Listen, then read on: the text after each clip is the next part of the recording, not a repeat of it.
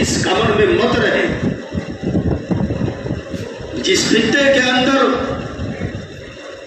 جس علاقے کے اندر اللہ اور اللہ کے رسول کے احکامات کی قدر نہیں کی جاتی، اس خطے سے اس چیز کو اٹھا لیا جاتا ہے۔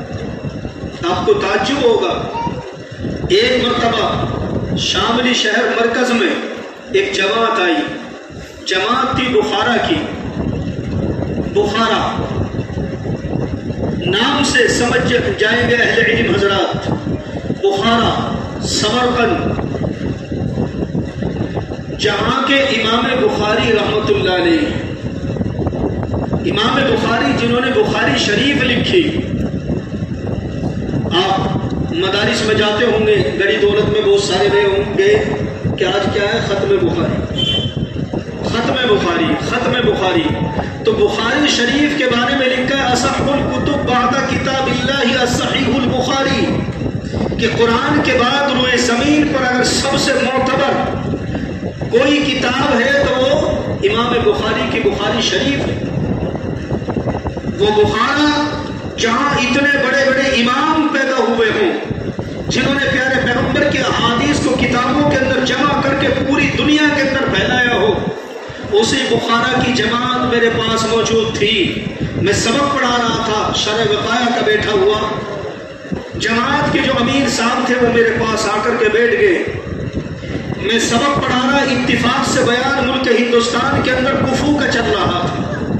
ملک ہندوستان کے اندر کفو کیا چیز ہے، میں یہ بات طلبہ کو سمجھا رہا تھا۔ میرا دماغ بالکل ذہن طلبہ کی جانب تھا، میری ان کے اوپر توجہ نہ پڑی، میں ان کی طرف نہ دیکھ سکا۔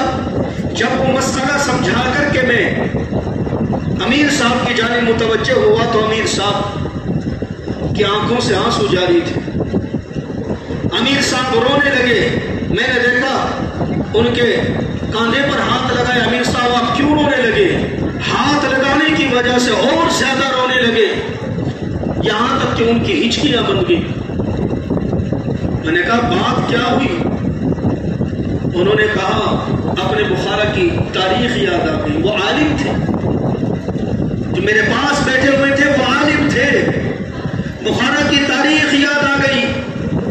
جو درس کبھی بخارا کے اندر ہوا کرتے تھے، جو درس کبھی کوفہ اور بغداد اور بصرہ کے اندر ہوا کرتے تھے، آج وہ درس ملک ہندوستان کے اندر ہو رہے ہیں۔ ہم لوگ ترستے ہیں ان درسوں کو سننے سے، ہم لوگ ترستے ہیں حدیث کو پڑھانے سے، ہم لوگ ترستے ہیں مسائل کو سننے سے، ہم لوگ ترستے ہیں مسائل کو پڑھانے سے۔ انہوں نے بتایا، عربی زبان تھی ان کی، انہوں نے بتایا کہ مفتی صاحب ہمارے اس شہر کے اندر ایسا دور آیا ہے کہ ایک بھی مدرسہ پورے بخارا کے اندر نہیں تھا۔ اگر کوئی قرآن پڑھانے کی کوشش کرتا تو اس کو قتل کر دیا جاتا تھا، کوئی روزہ رکھنے کی کوشش کرتا تو اس کے منہ کے اندر زبردستی نوالا ڈال کر کے روزے کو ختم کر دیا جایا کرتا تھا۔ میرے عزیزو، یہ حالات کیوں بنے؟ یہ حالات کیوں بنے؟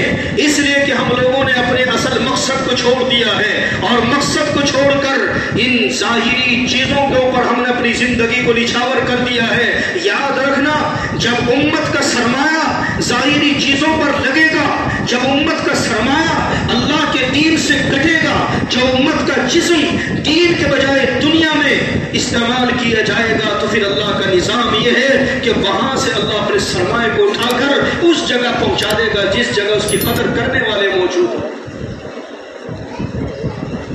ہاں، یاد ہوگا آپ کو جب تاتاریوں کا دور آیا